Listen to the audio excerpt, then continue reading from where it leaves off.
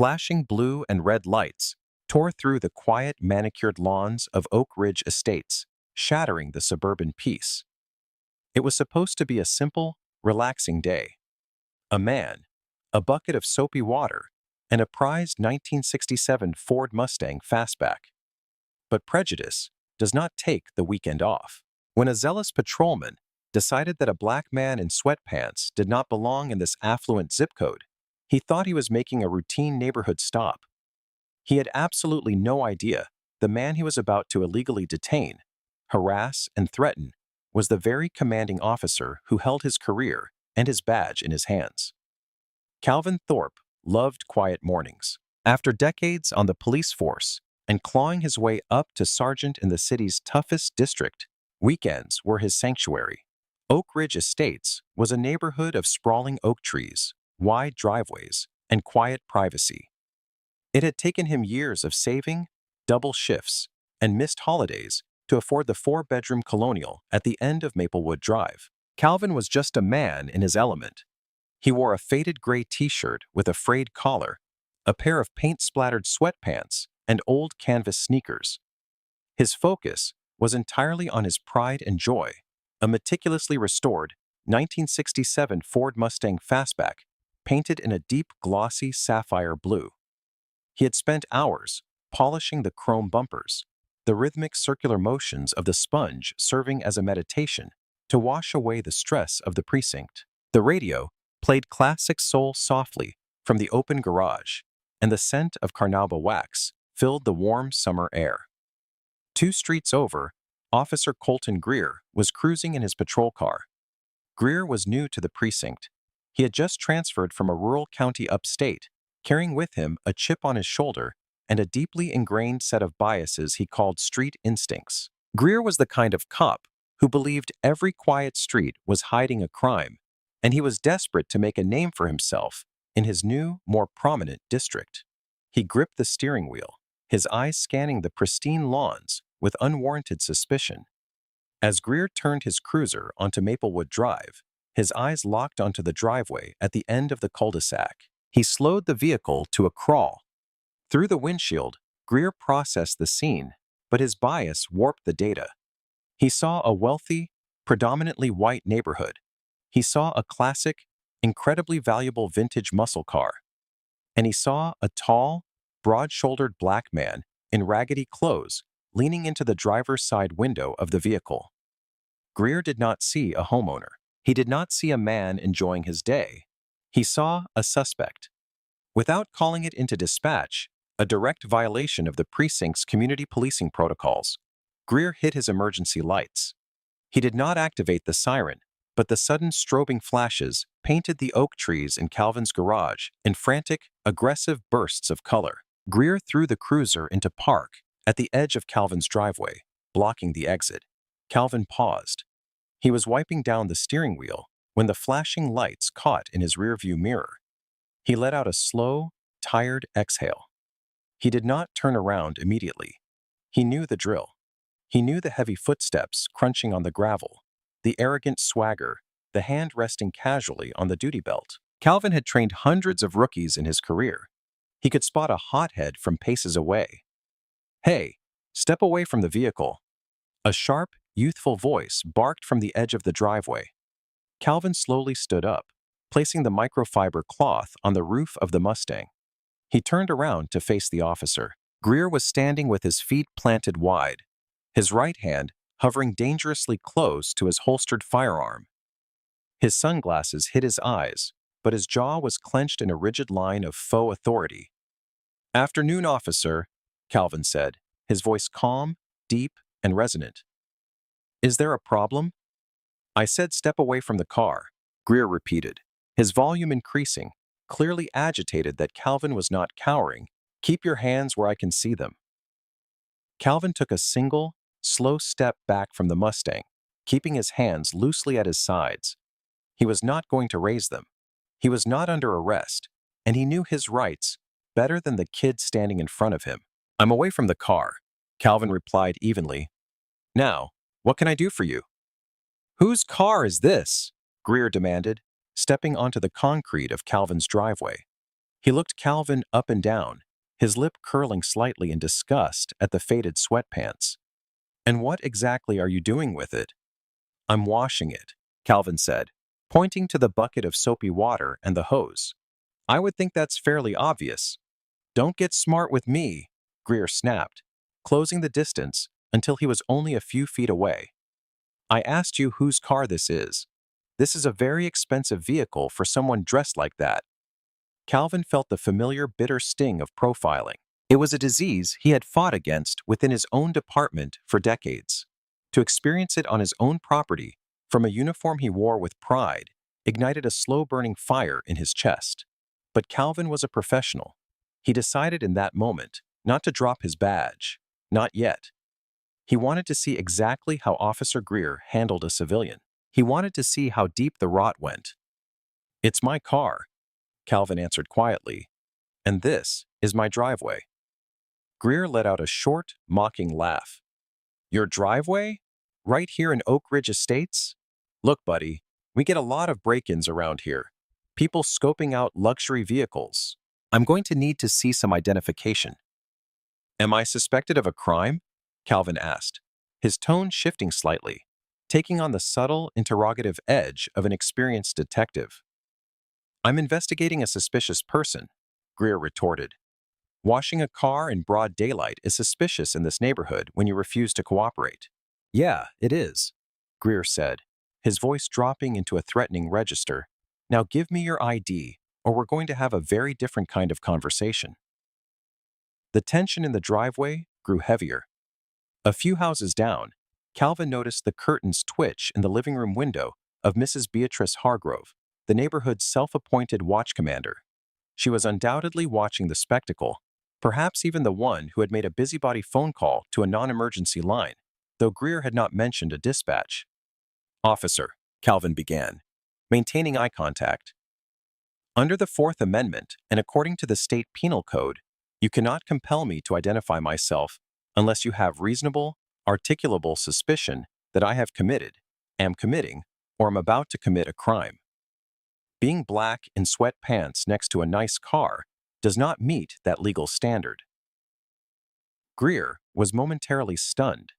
Patrol cops rarely encountered civilians who casually dropped Terry stop precedents and constitutional law into a driveway argument. But instead of giving Greer pause, it only enraged him. To Greer, a civilian knowing their rights was synonymous with resisting. "Oh, we got a lawyer here," Greer sneered, taking another aggressive step forward, violating Calvin's personal space. "Listen to me very carefully. You don't tell me what the law is. I am the law out here. I caught you casing this property and this vehicle.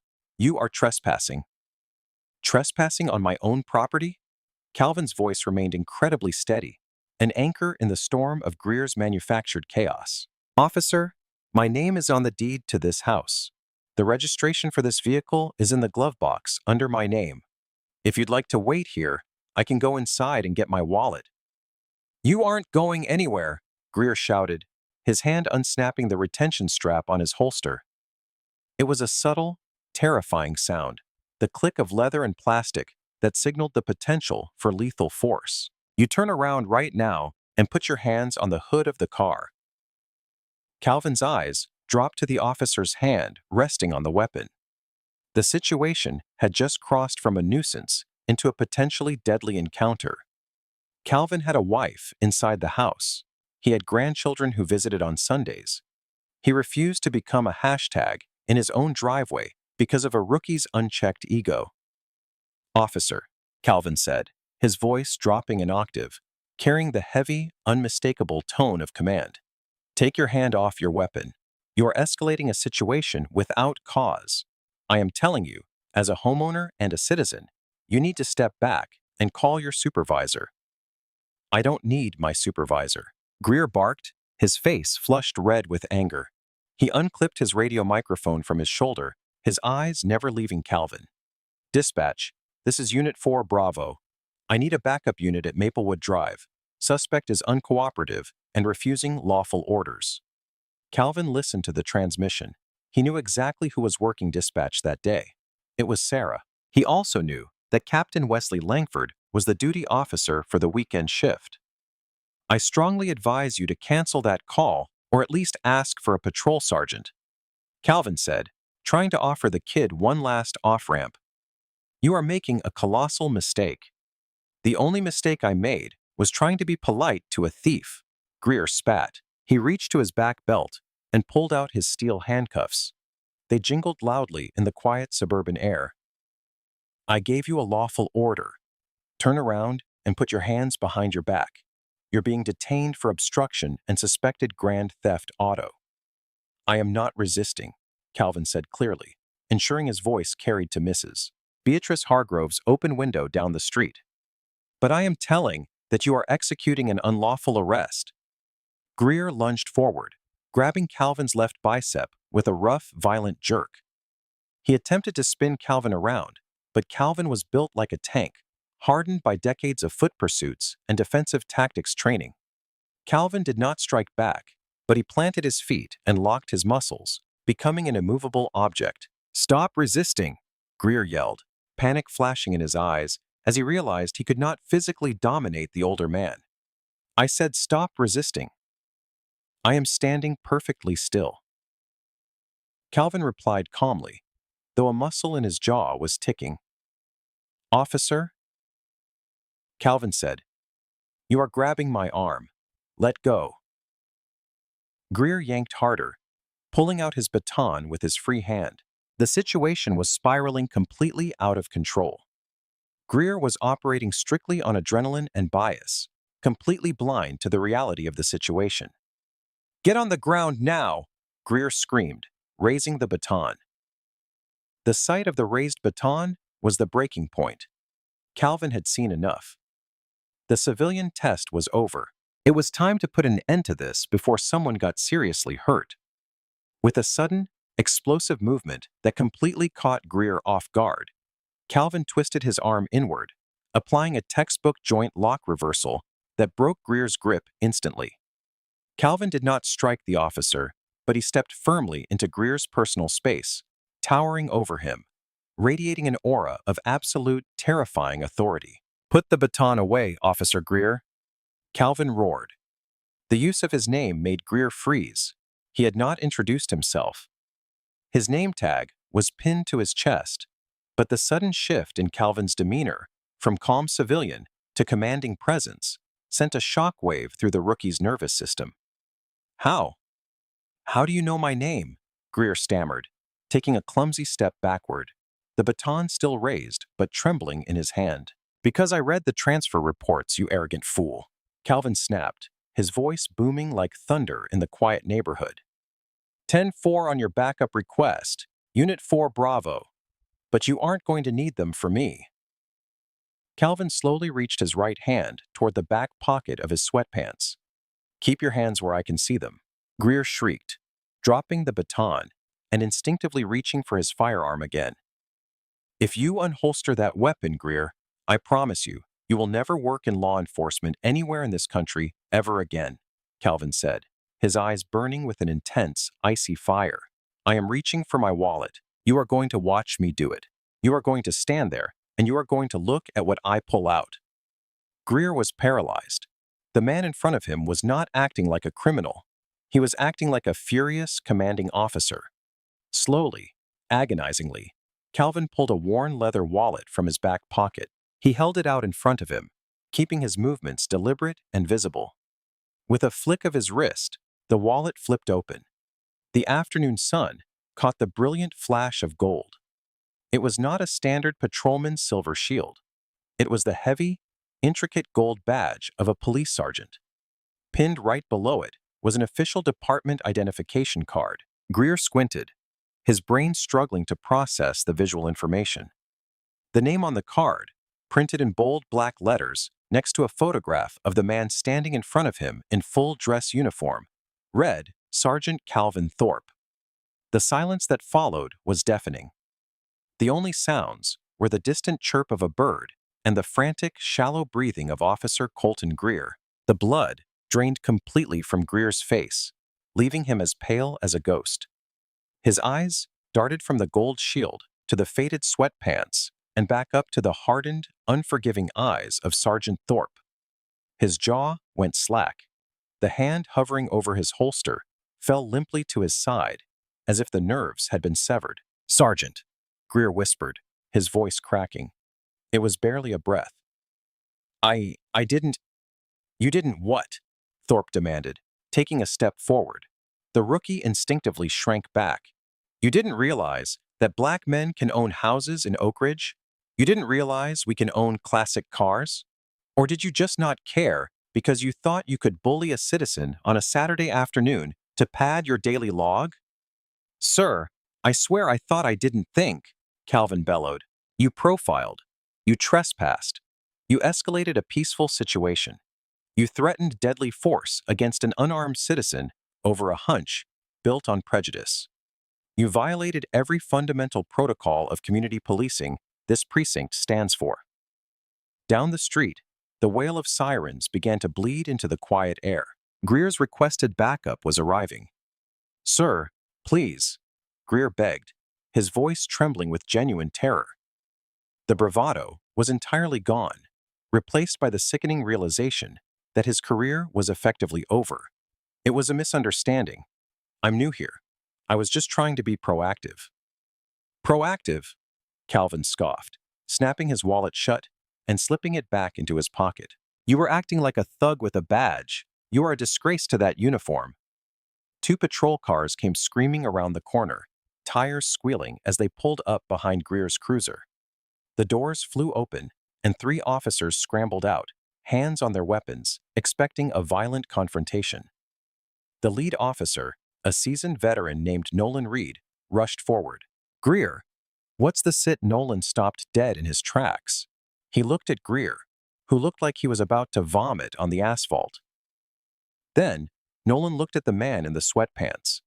Nolan immediately dropped his hands from his belt and stood at attention. "Sergeant Thorpe?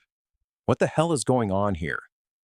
"Stand down, Reed," Calvin said, his voice returning to its normal, authoritative rumble. "The situation is under control." Calvin turned his gaze back to the trembling rookie.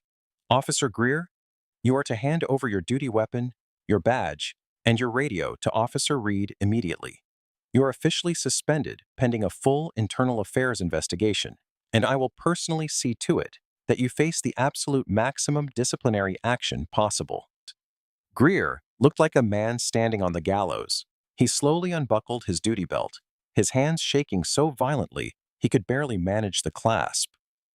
"Karma is a hard teacher, Greer," Calvin said quietly, as the rookie handed his gear over to a bewildered Reed. "You came looking for a victim today. Congratulations, you found me." The weekend passed in a tense, suffocating silence for Colton Greer. Stripped of his badge, his gun, and his authority, he was reduced to a civilian under investigation. Confined to his cramped apartment, he spent hours convincing himself that the situation could be salvaged. In his mind, he was still the proactive cop trying to keep a wealthy neighborhood safe. He told himself that the union would protect him, that Captain Wesley Langford would understand the confusion of the moment, and that a brief suspension was the worst of his worries. He was profoundly, catastrophically wrong.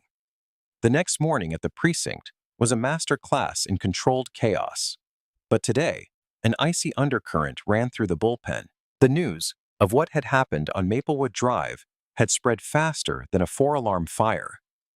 Police departments are insular ecosystems, and Sergeant Calvin Thorpe was not just a supervisor. He was an institution. He had bled for this city, trained half the patrol officers on the floor, and commanded a level of respect that rookies like Greer could not begin to fathom. When Calvin walked through the double-glass doors of the precinct, the usual raucous banter ceased. He was not in his weekend sweatpants. He was in his Class A dress uniform, the brass buttons polished to a mirror shine, the gold sergeant's shield gleaming prominently on his chest. His expression was a mask of chiseled stone. Every officer he passed stopped and offered a crisp, silent nod.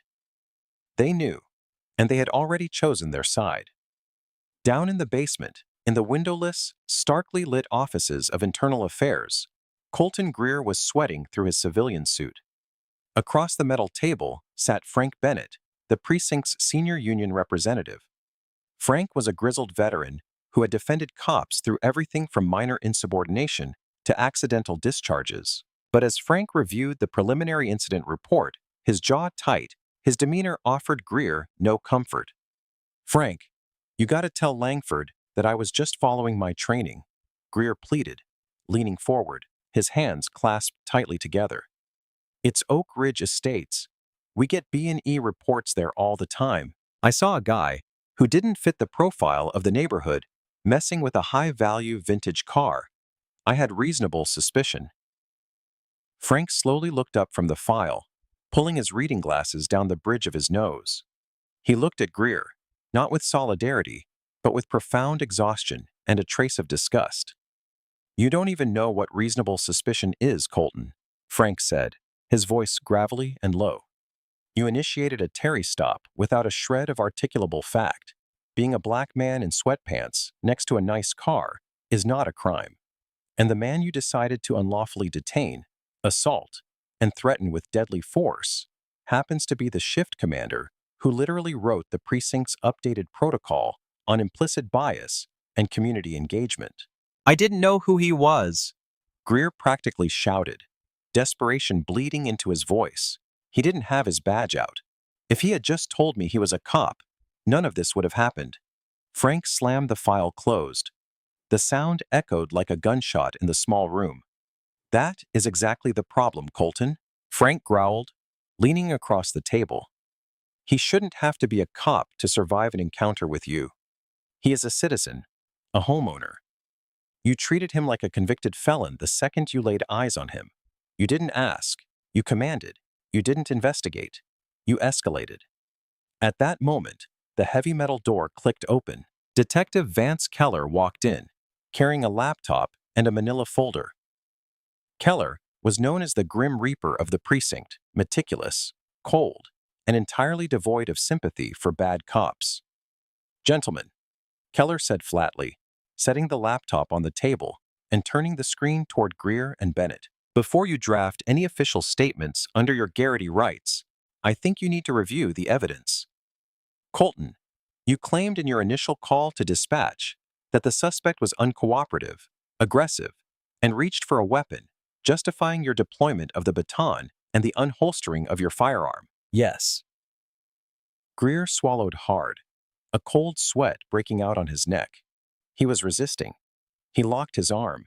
He was overpowering me. "Right," Keller said, tapping a key on the laptop. "Let's review the footage." Greer's stomach plummeted. In his adrenaline-fueled panic, he had completely forgotten about his Axon body camera. It had been blinking its silent red recording light the entire time. The video started playing. High-definition video and crystal-clear audio filled the room. It showed the pristine driveway, the gleaming Mustang, and Calvin Thorpe calmly washing his car.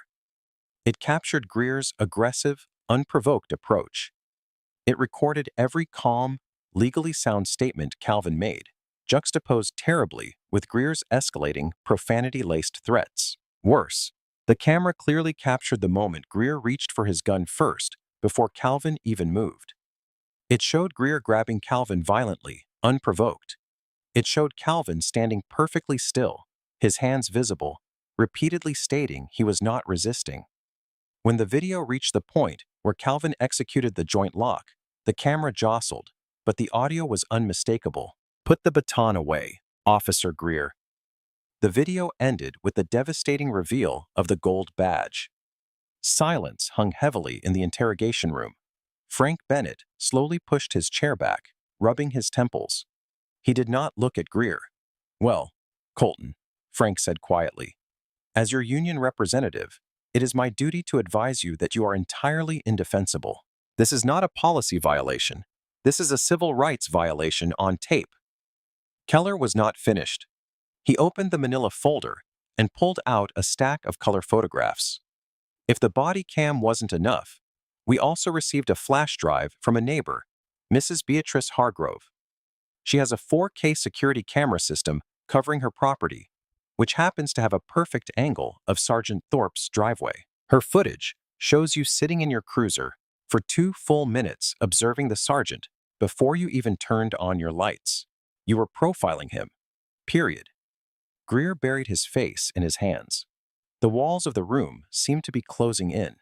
The arrogant street instincts he had boasted about upstate were being surgically dissected and exposed for what they truly were: raw, unfiltered prejudice. "Detective?"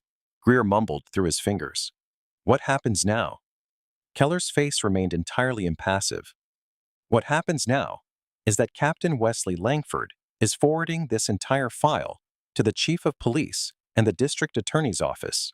You are not just looking at termination, Greer. You are looking at the end of your freedom." The air conditioning in the municipal building's primary hearing room was struggling against the midsummer heat, but the atmosphere inside felt like the dead of winter. This was no longer just an internal precinct matter. It had become a formal termination and decertification hearing. Chief of Police Dominic Russo sat at the center of the long mahogany table, flanked by 2 deputy chiefs and a representative from the Civilian Oversight Board. Chief Russo was a pragmatist who had spent years trying to rebuild the community's trust in the department. He viewed Colton Greer not just as a bad officer, but as an existential threat to the badge itself. Sitting off to the side, observing the proceedings with hawkish intensity, was District Attorney Elena Vargas. Her presence signaled something terrifying to Greer's legal counsel. This was not just about taking his job, it was about taking his liberty. Colton Greer sat beside his private attorney, looking like a hollowed-out shell of the arrogant rookie who had patrolled Oak Ridge Estates. He had lost weight. His suit hung loosely on his frame. The reality of his actions had finally crushed his ego, leaving behind nothing but fear. Sergeant Calvin Thorpe sat on the opposite side of the room. He wore his uniform, his posture perfect, his face an impenetrable mask of stoic professionalism. He was not there for revenge. He was there for accountability. Chief Russo struck the gavel. "We are here to review the employment status and certification of Officer Colton Greer regarding the events on Maplewood Drive. Officer Greer, your defense has submitted a brief claiming situational stress and lack of familiarity with the jurisdiction as mitigating factors for your actions. Do you have anything to add?" Greer's lawyer, a slick, high-priced defense attorney named Derek Vaughn, stood up. "Chief Russo, my client made a tragic error in judgment. He was overzealous, but he believed he was acting in the interest of public safety. We are asking for a lengthy suspension and mandatory retraining rather than outright termination." Chief Russo did not even look at Vaughn. His eyes were locked on Greer. An error in judgment is misreading a license plate. What you did, Greer, was systematically strip a citizen of their Fourth Amendment rights because you did not like the color of their skin in a specific zip code. Russo turned to Calvin. "Sergeant Thorpe, the board recognizes you. Your statement, please." Calvin stood up. The room went dead silent. He did not look at his notes. He looked directly across the room, past the lawyers, past the union reps, and locked eyes with Colton Greer. For decades, Calvin's voice resonated through the room, deep and unyielding. "I have put on this uniform to protect the people of this city, all of them. I have taught hundreds of cadets that the badge we wear is not a shield to hide behind, nor a weapon to wield against those we are sworn to serve. It is a profound, heavy responsibility." Calvin took a slow step away from his table. "On that day, I was not Sergeant Thorpe. I was Calvin, a husband, a father, a grandfather, washing a car on his day off. And in that moment, I experienced the exact terror that we are supposed to protect our citizens from.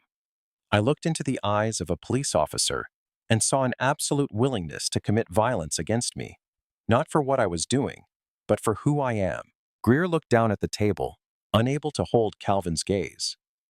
"You speak of situational stress, Officer Greer." Calvin continued, his voice rising, carrying the weight of decades of frustration. "The only stress in that driveway was the stress you manufactured. You ignored my compliance. You ignored the law. You put your hand on your weapon and threatened to take my life over a bucket of soapy water. If I had been anyone else, if I did not have the training to disarm you, if I did not have a gold shield in my pocket to shock you back to reality, I firmly believe I would not be standing in this room today. My wife would be picking out a casket. The brutal honesty of the statement hung in the air, undeniable and suffocating. D.A. Elena Vargas took furious notes, underlining a section on her legal pad. I am not asking for your termination because you insulted me, Calvin concluded, his tone dropping back to a cool, authoritative command. I am demanding your termination because you are a danger to the public. You lack the temperament, the judgment, and the basic human decency required to carry a firearm in the name of the law. You broke the oath, and you need to face the consequences. Calvin sat down. The silence that followed was absolute. Chief Russo did not hesitate. He did not deliberate with the deputies. He had seen the tapes. He had heard enough. Colton Greer, Chief Russo said, his voice ringing with finality, effective immediately, your employment with this department is terminated. Furthermore, I am submitting a formal request to the State Peace Officer Standards and Training Commission to have your law enforcement certification permanently revoked. You will never wear a badge in this state or any state ever again. Greer gasped a short, ragged breath, as if he had been punched in the stomach, but the karma had not yet finished its brutal work. D.A. Elena Vargas stood up. She smoothed her skirt, picked up her briefcase, and walked toward the center of the room. She looked at Greer with the clinical detachment of a prosecutor who had a slam-dunk case. Mr. Greer, Vargas said, her voice sharp and clear. While the department has concluded its administrative actions, the district attorney's office has concluded its criminal review. As of this morning, a grand jury has indicted you. Greer's head snapped up, his eyes wide with sheer terror. Indicted for what? 2 counts of aggravated assault under color of authority, Vargas stated, listing the charges with devastating precision. 1 count of false imprisonment and 1 count of felony civil rights deprivation under state statutes. The body camera footage provides incontrovertible proof of your intent to unlawfully detain and physically harm an unresisting citizen. 2 uniformed officers, colleagues who had once shared the locker room with Greer, stepped into the room from the rear doors. They held a pair of steel handcuffs. Colton Greer, D.A. Vargas said coldly, stepping aside to let the officers approach. You are under arrest. You have the right to remain silent. The Miranda warning echoed through the hearing room as the cold steel clicked around Greer's wrists. The absolute power he had tried to wield unlawfully in the driveway had boomeranged with devastating, inescapable force. As he was led out of the room, a disgraced, broken man facing years in state prison, he looked back one last time. Sergeant Calvin Thorpe did not look away. He watched the doors close behind the former officer, his expression unreadable, knowing that while one bad cop had been removed from the streets, the fight to protect the community was far from over. The municipal courthouse downtown was a fortress of concrete, glass, and media satellite trucks. The case of the state versus Colton Greer had transcended local news, becoming a national flashpoint for discussions on police brutality, implicit bias, and the limits of qualified immunity. The courtroom itself was a pressure cooker, packed to the fire marshal's absolute limit with reporters, off-duty officers, civil rights advocates, and curious citizens. At the defense table, Colton Greer looked nothing like the cocky, broad-shouldered rookie who had patrolled Oak Ridge Estates. He had aged visibly. His skin was pallid, his hair thinning, and his posture permanently hunched under the crushing weight of multiple felony charges. Beside him sat his high-priced defense attorney, Derek Vaughn, a man whose tailored Italian suits and slicked-back hair practically screamed moral flexibility. Vaughn's entire strategy rested on a dangerous, desperate gamble, putting the victim on trial. District Attorney Elena Vargas opened the state's case with surgical precision. She did not rely on emotional appeals. She built an ironclad fortress of undeniable facts. She played the security footage from Mrs. Beatrice Hargrove's 4K camera, establishing the prolonged, unprovoked surveillance. She played the agonizingly clear Axon body camera footage, freezing the frame at the exact millisecond Greer had grasped his holster, while Calvin Thorpe stood perfectly still. But the real battle began on the third day of the trial, when Sergeant Calvin Thorpe was called to the witness stand. Calvin wore his dress uniform, the gold shield gleaming under the harsh fluorescent lights of the courtroom. He swore the oath with a steady, booming voice that commanded absolute silence from the gallery. Under Vargas's direct examination, Calvin recounted the events on Maplewood Drive with the cool, objective detachment of a seasoned investigator. He did not embellish. He did not need to. The raw facts were damning enough. Then, Derek Vaughn stood up for cross-examination. Vaughn approached the podium like a predator circling its prey, his eyes locked on the sergeant. "Sergeant Thorpe," Vaughn began, his voice dripping with condescension. "You are a decorated officer. You have extensive training in hand-to-hand combat, de-escalation, and suspect compliance. Correct?" "That is correct," Calvin replied evenly. "In fact, you are a certified instructor in defensive tactics for the entire district. You are, by all accounts, a lethal physical force if you choose to be. Is that accurate?" "I am trained to neutralize threats to public safety," Calvin answered, refusing to take the bait. So, when a rookie officer, fresh to the district, approaches a large, physically imposing man who is refusing to identify himself, isn't it reasonable that the officer might feel intimidated? Might feel that his life was in danger when you suddenly and violently grabbed his arm? "Objection," Vargas snapped, standing up. "Mischaracterizes the evidence. The video clearly shows the defendant grabbing the sergeant first." Sustained. Judge Harlan Whitaker grumbled, adjusting his glasses. "Watch your step, Mr. Vaughn." Vaughn smirked, undeterred. "Sergeant, you intentionally concealed your identity, didn't you? You wanted to test my client. You created a hostile environment to entrap him, to ruin his career because you did not like his tone." "I was washing my car on my own property on my day off," Calvin stated, his voice dropping to a low, dangerous rumble that sent a chill through the jury box. "I am not required by law, nor by any moral obligation, to present my credentials to an officer who is violating the Constitution. I did not escalate. I survived." Vaughn spent hours trying to crack Calvin's composure, trying to paint him as an angry, insubordinate, rogue cop who bullied a frightened rookie. By the time Vaughn sat down, he looked exhausted, while Calvin looked as though he could sit there for another week. Realizing the trial was slipping away, Vaughn made the ultimate, desperate play. He called Colton Greer to the stand. Greer took the oath with a trembling hand. Under Vaughn's gentle questioning, Greer wept. He spoke of his fear that day. He claimed that Oak Ridge Estates was unfamiliar to him, that he was overwhelmed, and that when Calvin locked his arm, he genuinely believed the larger man was going to kill him. "He whispered something to me," Greer lied through his tears, looking pleadingly at the jury. "Right before the body camera picked up the audio, he leaned in and told me he was going to take my gun. I panicked. I was terrified. I just wanted to go home to my family." A murmur rippled through the courtroom. It was a massive, unexpected twist. If the jury believed that Calvin had threatened Greer off camera, it could introduce just enough reasonable doubt to acquit on the felony assault charges. D.A.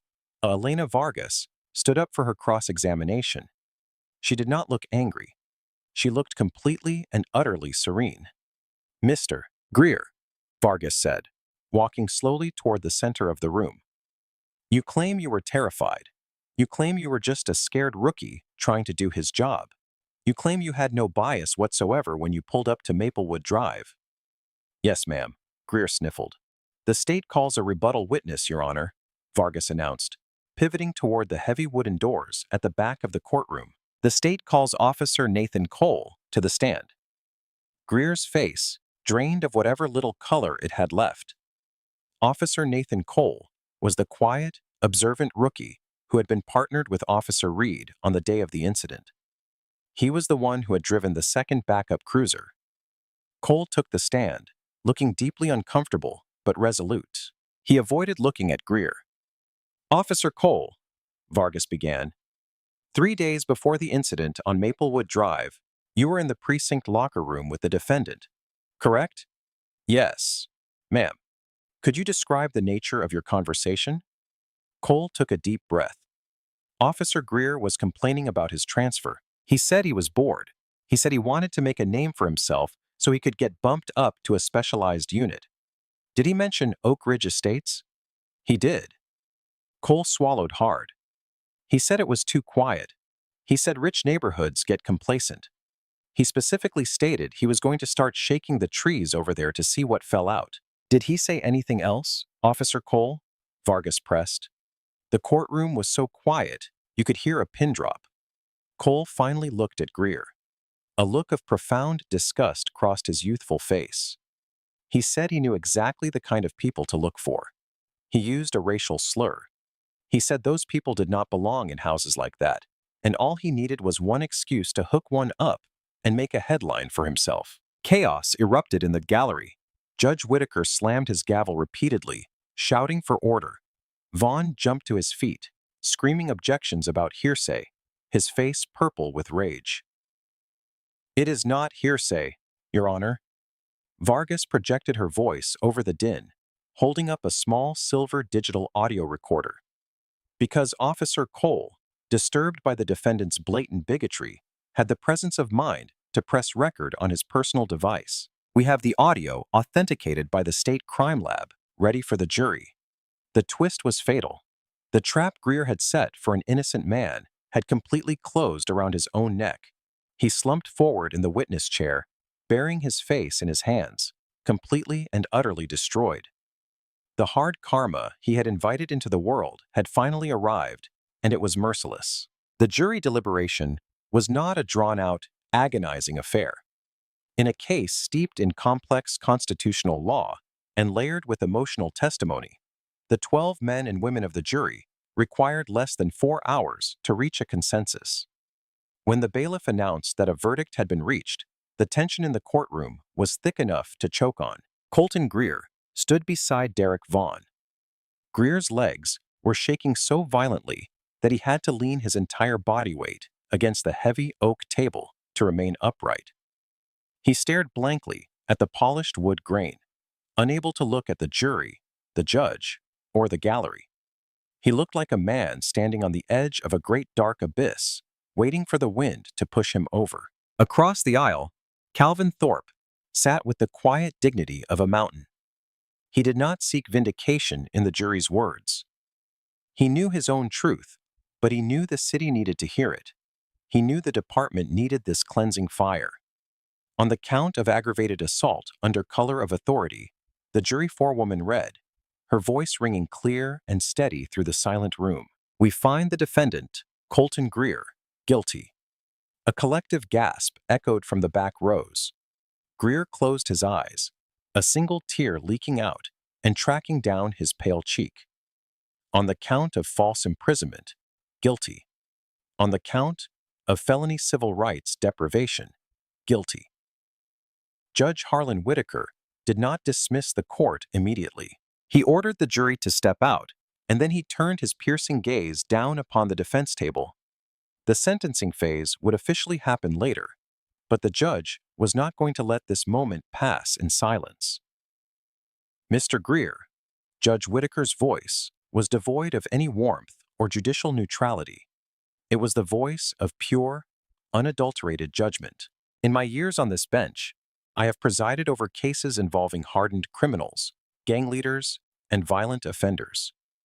But the crimes committed by those individuals, horrific as they may be, rarely strike at the very foundation of our society the way your actions have."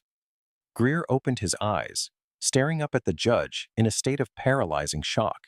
"You were given a badge, a firearm, and the trust of the citizens of this state," Whitaker continued, leaning forward. "You took that sacred trust and weaponized it to serve your own ignorant, vile prejudices. You hunted a citizen in his own driveway. You use the law as a sword to terrorize rather than a shield to protect. You are a disgrace to the uniform, a disgrace to this city, and a threat to the concept of equal justice under the law. Weeks later, Judge Whitaker made good on his implicit promise of severity. He sentenced Colton Greer to years in the maximum security state penitentiary. There would be no plea deals, no early parole for good behavior, and no special accommodations. The reality of hard karma hit Greer not in the courtroom, but during the midnight transfer to the state facility. Stripped of his tailored suit, Greer was forced into a bright orange, scratchy cotton jumpsuit. The heavy steel shackles around his wrists and ankles clinked with a cold, terrifying finality against the metal floor of the transport bus. When the massive, razor-wire-topped gates of the penitentiary ground shut behind the bus, Greer felt a piece of his soul fracture. He was processed like cattle, fingerprinted, stripped, and marched down a long, echoing corridor of concrete and steel. The air smelled of bleach, stale sweat, and despair. Because he was a former police officer, Greer was placed in a segregated unit for his own physical safety. But protective custody in a state prison is not a sanctuary. It is a tomb. He was confined to a small cell for most of the day. There was no natural light, no classic cars, no manicured lawns, and absolutely no power. In the crushing silence of his cell, sitting on a thin, lumpy mattress over a steel slab, Colton Greer was finally forced to confront the monster he had become. Every time he closed his eyes, he saw the blinding flash of the sergeant's gold shield. He saw the unwavering righteous anger in Calvin Thorpe's eyes. Greer had thought he was the law. Now, he was entirely at its mercy, reduced to a number printed on the back of an orange shirt. He would spend the next years haunted by the echoes of his own arrogance. Meanwhile, life on Maplewood Drive slowly returned to its quiet suburban rhythm, though an invisible, profound shift had occurred. It was a brilliant morning in late summer. The heat had broken, leaving behind a crisp, comfortable breeze that rustled the leaves of the ancient oak trees. Calvin Thorpe stood in his driveway, wearing a fresh white t-shirt and his comfortable paint-splattered sweatpants. The 1967 Ford Mustang Fastback sat on the concrete, gleaming like a polished sapphire under the morning sun. Calvin had the hose in one hand and a soapy sponge in the other, but he was not scrubbing. He was just looking at the car, letting the rhythm of the neighborhood wash over him. The trial had taken its toll. The department had offered him a promotion to lieutenant, a desk job with more pay and less field stress, but Calvin had declined. Instead, he had submitted his retirement papers. 30 years was enough. He had fought his battles, trained his replacements, and ultimately rooted out a profound evil from within his own ranks. However, Calvin was not done serving. He had immediately accepted a seat on the city's newly formed Independent Civilian Oversight Commission. He was going to spend his retirement ensuring that the hiring practices, training modules, and accountability structures of the police department were fundamentally rebuilt. He was going to make sure that no other citizen ever had to face what he faced in his own driveway. As he began to wipe down the chrome bumper, he heard the crunch of footsteps on the gravel. Calvin instinctively tightened his grip on the sponge, a lingering ghost of the trauma from that afternoon. He turned around slowly. It was not a police cruiser. It was Mrs. Beatrice Hargrove, the neighborhood's notorious busybody. She was walking down the edge of his driveway, holding a tray with a pitcher of iced lemonade and 2 glasses. She looked hesitant, her usually sharp features softened by a genuine, profound sense of embarrassment. "Good morning, Calvin," Mrs. Hargrove said, stopping a few feet away. Her voice was uncharacteristically quiet. "Morning, Beatrice," Calvin replied, setting the sponge down. "I made some lemonade," she stammered, looking at the pristine Mustang, then down at her shoes. "It's a hot day. I thought you might want a glass." Calvin looked at the tray, then at his neighbor. He knew she had been the one watching from the window. He knew she was the one who had provided the initial security footage that helped bury Greer. But he also knew she was part of the culture that made men like Greer feel empowered to patrol these streets like occupying armies. I'd appreciate that, Beatrice. Thank you, Calvin said, his voice warm and forgiving. Mrs. Hargrove poured a glass and handed it to him. Her hand shook slightly. Calvin, I just wanted to say I'm sorry for what happened to you here, for everything you had to go through. It was horrifying to watch, and I feel sick knowing that it happened right here on our street. It happens on a lot of streets, Beatrice, Calvin said gently, taking a sip of the cold lemonade. The only difference is, this time it happened to someone who knew how to fight back in a courtroom. But we're working on changing that. We're working on making sure it does not happen anywhere. Mrs. Hargrove nodded slowly, tears welling in her eyes. Your car looks beautiful, by the way. Truly beautiful. Thank you. Calvin smiled, a genuine, easy smile that reached his eyes. It's a labor of love. Mrs. Hargrove walked back to her house, leaving Calvin alone in the driveway. He looked out over the quiet, manicured lawns of Oak Ridge Estates. The shadows that had crept over the neighborhood had been pushed back. The air felt lighter. Calvin turned back to the Mustang, picked up his sponge, and plunged it into the soapy water. The classic soul music drifted from the garage radio, filling the suburban air with a rhythm of resilience. The badge was gone, safely tucked away in a velvet box on his mantle, but the man remained, unbroken, unbowed, and finally at peace in the home he had built. The driveway on Maplewood Drive stands as a quiet monument to a terrifying reality. Authority, devoid of accountability, is simply tyranny wearing a badge. Colton Greer learned the devastating weight of hard karma, discovering that the law he so casually weaponized against a citizen was ultimately the very instrument of his own destruction. His prison cell is a stark reminder that prejudice cannot forever hide behind a uniform. Sergeant Calvin Thorpe proved that true strength does not come from a gun, but from unyielding integrity and the courage to demand justice. He transformed a moment of profound trauma into a catalyst for systemic change, trading his gold shield for a permanent role as the community's guardian. Ultimately, the story is a testament to the fact that while the system is flawed, the relentless pursuit of truth can still strike the hardest blow against corruption. One of the most meaningful lessons this story teaches us is that true power is not found in authority, status, or fear. It is found in character, self-control, and integrity. Officer Colton Greer believed that a badge gave him the right to judge, intimidate, and humiliate another human being based on nothing more than appearance and prejudice. But life has a way of exposing the truth, and in the end, the very power he abused became the reason for his downfall. Calvin Thorpe, on the other hand, showed a kind of strength that is far greater than anger. Even in the face of injustice, humiliation, and danger, he remained composed, wise, and dignified. He reminded us that real greatness is not about how loudly we can dominate others, but how firmly we can stand in truth when the world treats us unfairly.